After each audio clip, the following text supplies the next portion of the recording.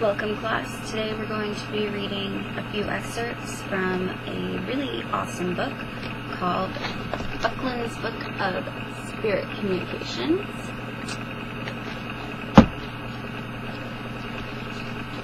And I'm going to read some from chapter 12, or lesson 12, which is on physical mediumship. In mental mediumship, the medium communicates through clairvoyance, clairaudience, clairsentience, psychometry, scrying, and so on, as we have seen. Physical mediums are those who levitate, who bring apports, create rappings, produce the sound of bells and musical instruments, move objects, exhibit transfiguration, and, in short, interfere with a physical, material object without using any part of their body in a way that would normally explain the interference. If the heavy table on the far side of the room where the medium and everyone else is sitting should slowly rise up off the floor, hang suspended for a few moments, and then gently settle down again, this would be classified as a psychical phenomenon. And it has been known to happen. Physical spiritualist phenomena are of the sort that we have been taught all of our lives cannot happen. It seems to go against the laws of physics. It also goes frequently against the laws of gravity. Yet, what we should really be saying is that all this goes against these laws as we know them today. It is perhaps presumptuous of us to believe that we know all there is to know. Obviously, if we did, we would have no further need for scientists of any sort.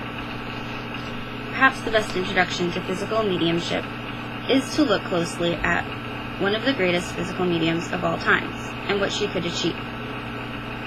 Her name was Eusapia Palladino, and she was certainly one of the greats. She has been mentioned earlier in this book, and is worth noting that she was caught in fraud a number of times, which will also be addressed.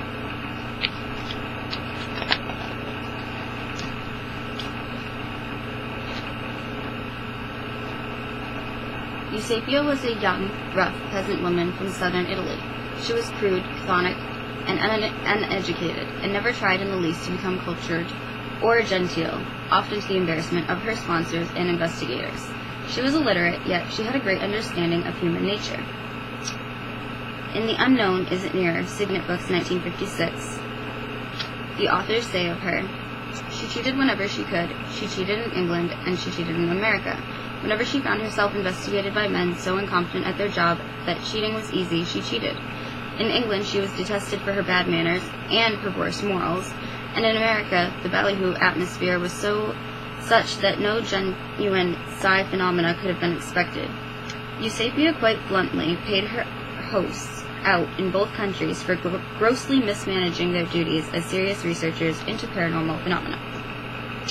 Yet, when subjected to stringent controls by researchers who knew their job, Eusapia was a psychic investigator's dream. A wonderful example is to be found in the investigation conducted by 3 researchers from the Society of Psychical Research in London. These men were Hereward Carrington, W. Bagley, and Everard Fielding. To again quote the authors, the investigation was carried out by men so competent that we have to accept their word for what they saw, and for what they saw was inexplicable in terms of fraud. Carrington had spent many years exposing fraudulent mediums and probably knew every trick in the book. He was a prolific writer on parapsychology and became the founder of the American Psychical Institute and Laboratory. Bagley did not believe in psychic phenomena at all, and more of a skeptic would have been hard to find. Yet, he had been puzzled and fascinated by some of Eusapia's previous demonstrations, and very much wanted to further investigate.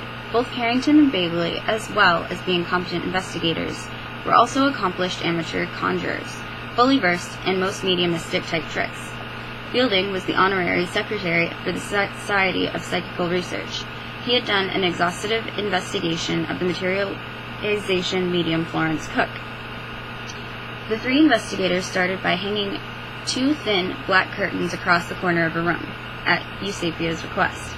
This formed what is generally known as a cabinet for the medium, and is a common requisite. Some mediums actually sit inside this cabinet, others just sit outside it. Behind this curtain was placed a small round table with various objects on it. A trumpet, a bell, a tambourine, a toy piano, whistle, other odds and ends. The medium didn't look behind the curtain and had no way of knowing exactly what was there. With the 3 investigators, Eusapia sat at a small oblong table, her back to the cabinet, and about 2 feet from it. There was an investigator on either side, holding her hands and controlling her feet and legs, keeping their feet and hers and their legs pressed against hers. Additionally, the 3rd investigator would sometimes actually get down on the floor underneath the table to make sure she was not cheating in any way. There was low light, but it was, as Fielding reported, bright enough to enable us to read small print. The phenomena that Eusapia produced included the levitation of the oblong table, which would rise up in the air a good 2 feet and remain suspended for a few moments, and then settle back down again. Frequently, her hands were held by the others at a distance from the table, so that she was not in contact with it in any way. These levitations occurred in full light. The table would also rock upward, to stand on 2 legs. The men would press it down, and it would pop up again as though suspended on elastic cords. When in lower light, the men carefully kept hold of the medium. They felt themselves frequently being touched on the arms, shoulders, and head, then apparently living hands. They could feel fingers, and even nails would grasp at them through the curtains. It was the sort of thing that they would have thought it could only have been done with an accomplice behind the curtains, yet there was no one else in the room, and certainly no space for anyone behind the curtains. Suddenly, the small table inside the cabinet was projected out through the curtains and landed with its top against the oblong table, its legs pointed back out toward the cabinet. And again, in Fielding's words, it would appear to hang there and try to climb on our table, which it never succeeded in doing. Then the objects that had been on the small table all came rushing out. The flageolet tapped me on the head, the tambourine jumped on my lap, a tea bell was rung, and presently appeared ringing over Eusapia's head, carried by a hand that attached it quickly to her hair, reappeared, detached the bell itself, rang, and over again over Eusapia's head, and threw it onto the seance table. While all this was occurring, Fielding was holding one of Eusapia's hands close to his face, and Bagley was holding the other. Apparently, there was sufficient light for a secretary, also present, and sitting about 8 feet away, to take notes in shorthand. A stool started to move, and the secretary passed his hands around it, but found no hidden strings or wires. It still continued to move. Such were the phenomena produced by an extremely accomplished physical medium when she got really serious about it. The phenomena produced by the likes of Eusapia Palladino are certainly impressive, but what bearing do they have on spirit communication with the survival of bodily death? At most seances where a physical medium is present, there is a tie-in between what is produced by way of phenomena and contact with the second level. It is usually a spirit who has been contacted who is responsible for the movement of the objects, of the touching of hands, or etc. Such a seance usually starts in a normal way, with contact being made and the material with the medium's guide, and then contact with a sought-after deceased relative or friend of one of the sitters. The difference between the mental and physical medium then shows itself in that, rather than the medium relaying the spirit's words and actions, the spirit actually takes charge and produces evidence of being present. One of the most common tools of the physical medium is the trumpet. This is a light metal cone, much like a megaphone.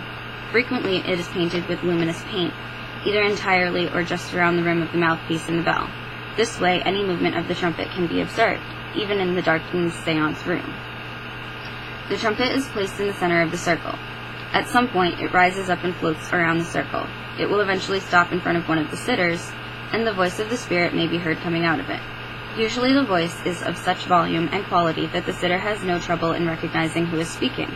Apparently the trumpet can in this way serve to amplify the spirit's voice, and may otherwise be faint and weak to the point where it can be heard directly by the sitter. Tiny spots of light are also frequently seen floating about the circle and dancing around the sitters. These are often associated with the deceased as their way of showing that they are indeed present. Sometimes when the spirit speaks through the medium, not only will its voice be recognizable, but the medium's face will assume the characteristics of the spirit's face. A young female medium may suddenly assume the appearance of an old man. A clean-shaven older man may seem to get younger and grow a mustache.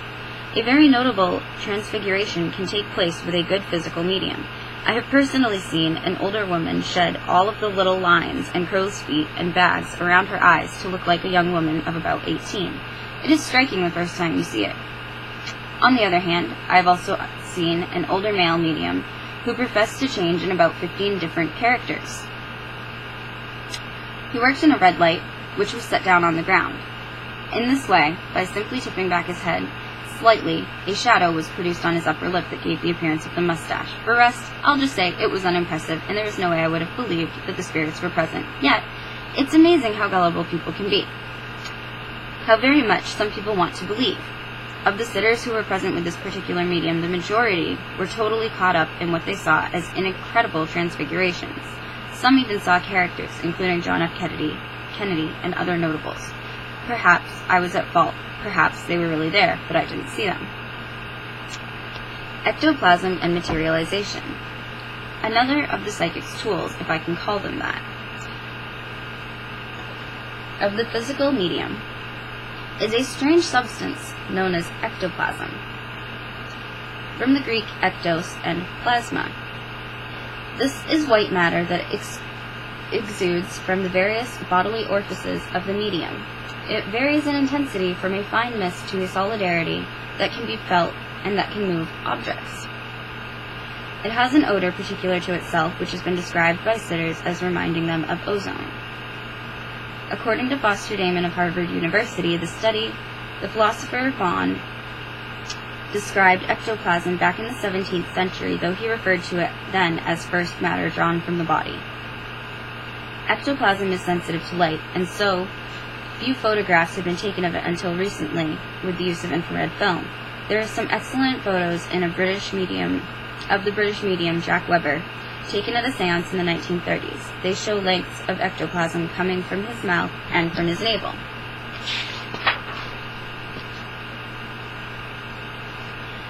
Each supports a... No, I didn't. Okay.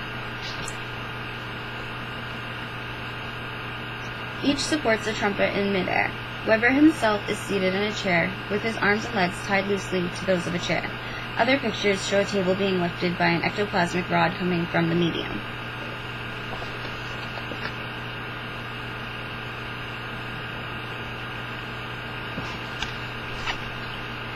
Ectoplasm will form into the likeness of spirits' faces, even full figures.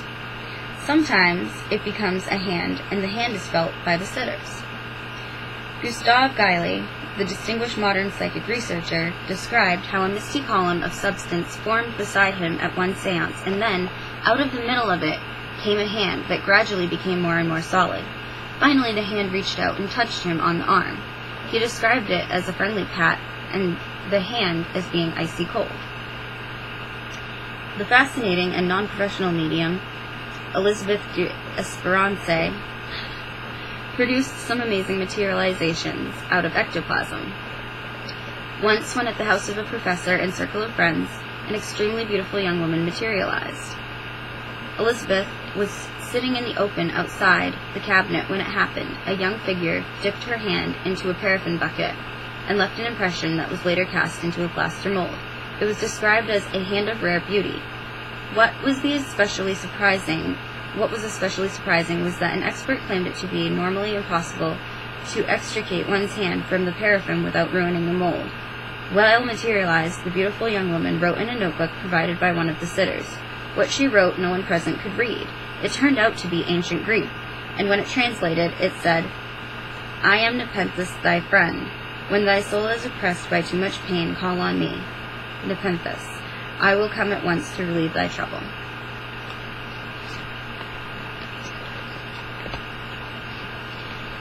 Many were the fraudulent mediums who tried to hoodwink the public by producing ectoplasm, which turned out to be usually gauze or cheesecloth, or sometimes wadded up and held in the medium's mouth. Gross. None could duplicate some of the exudations photographed, sometimes without the medium's knowledge, by infrared, however, where the ectoplasm is seen emerging from the ears, nose, navel, breasts, etc. of the medium. They then, having emerged and having been used to show contact with the spirits, the substance reacts retracts back into the medium's body. Some mediums have been weighed or placed on a scale throughout the seance. It has been found that when producing ectoplasm, they can lose as much as 50% of their weight. I have mentioned that ectoplasm is sensitive to light. Many mediums have been injured when there has been a sudden flash of light, unexpected and unannounced. It is though the ectoplasm snaps back into the medium like a rubber band. Franek Kluski, the Polish medium, was badly cut from such a sudden, unexpected retraction. Evan Powell in London, at a British College of Psychic Science, suffered a bad chest injury. George Valentine had a large bruise for several days after a flash of light caused his ectoplasm to spring back. Sometimes the spirits wish to bring a gift to the sitter, and an actual physical object will materialize in the seance room. This is known as an apport. French, apporter. I don't know if that's how you really say it. To bring. It might be something as small or seemingly insignificant as a tiny pebble, or it might be a flower, or an expensive piece of jewelry, or stationery. Size and weight seem not to matter. Huge blocks of ice have been apported, as have tremendously big sunflowers, complete with clumped soil around the roots. I personally feel that the fact the object has materialized out of thin air, as it were, is sensational enough, whatever its form. Sometimes the apport comes flying through the air and hits the face of the sitter before falling on the table. Sometimes it strikes the table first, with force. Other times it simply appears there. Apports as strange as live lobsters have appeared in seance rooms. It is one of the most common forms of apports is for the sitters to be sprayed with perfume.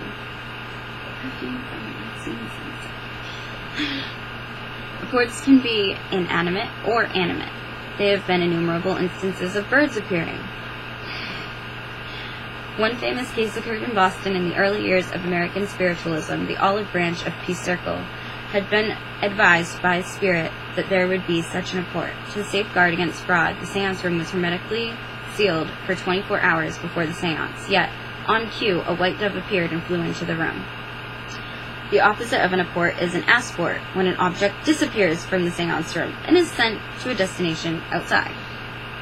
The two main theories regarding apports are that the object is brought from a fourth dimension, or that it is somehow disintegrated where it previously existed and reintegrated into the seance room as the transporter of Star Trek fame.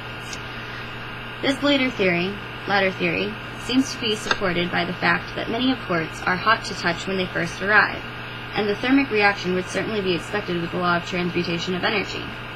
A spirit guide named White Hawk explained the phenomena this way. I speed up the atomic vibrations until the objects are disintegrated. Then they are brought here, and I slow down the vibrations until they become solid again. The most interesting and possibly humorous case of an apport was that of Mrs. Samuel Duffy, which occurred on June 3, 1871. Mrs. Guppy was herself famous for apports, but in this instance, she became an apport. The seance was being held by two mediums, Charles Williams and Frank Hearn, in London. There were 8 sitters present. The circle was in contact with a Katie King, who claims to be a famous guide by that name of medium Florence Cook. When the spirit offered to bring an apport of one of the sitters, jokingly suggested she bring Mrs. Guppy. Mrs. Guppy was a very large lady. Everyone was laughing at the suggestion. With a loud thump, the figure of a woman appeared in the middle of a table. It was Mrs. Guppy. She was dressed in a morning robe and wearing slippers. She seemed to be in a light trance when she first arrived. Mrs. Guppy lived more than 3 miles away, in fact, in Highbury.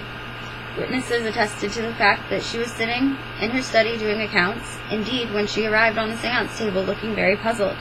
She was holding a pen still wet with ink, and one of the sitters at the seance was the editor of the Spiritualist magazine. He had 2 others accompanied Mrs. Guppy back home, where they were assured by members of her household that only recently the lady had been seen working in her study. Developing physical mediumship. The development of physical mediumship is usually much slower than that of mental mediumship. It requires a lot of patience. It's also something that lends itself to more personal, solitary development, whereas mental mediumship can readily flourish in a group setting and through circle development. Several physical mediums have spoken of feeling cobwebby sensation, like very fine threads, when physical phenomena is about to materialize. Elizabeth had said, my first impression is of being covered with spider webs. It seems that I could feel fine threads being drawn out through my pores of my skin. You might also feel the sensation of being touched on various parts of your body.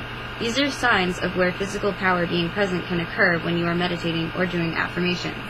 When you speak with your guide, you should ask that you are able to bring out any physical power if you are inclined that way. Then, look for it. Try to be aware of it if it comes. Don't let yourself be totally distracted from whatever else you are doing. Clairvoyance, scrying, billet reading, but should you become aware of the cobwebby feeling, let it come through. This isn't to say that you are necessarily going to produce ectoplasms. Very few mediums seem to have developed that capability today. But you may well be led into a direct voice, psychokinesis, apports, or the like. Direct voice and transfiguration seem the most common of the physical phenomena. If you are doing clairvoyance and clairaudience, and can see your spirit contact clearly, and can see or hear what they have to say, ask them if they will try to speak through you in a direct voice. One way for this to happen is for the spirit to actually use your voice box. Another way is for them to construct a voice box out of ectoplasm and speak using that.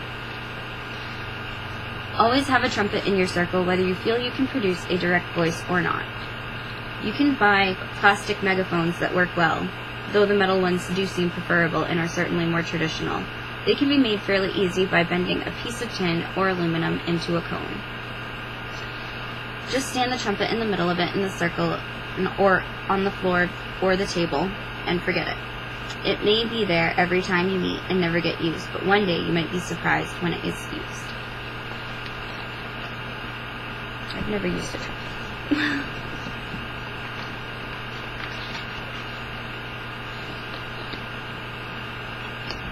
Okay. And I just want to go over the examination questions because I think that they're pretty good. What sort of phenomena are produced by physical mediums? Why are there so few physical mediums operating today? Was Eusapia Palladino ever caught cheating? Did she produce any genuine phenomena?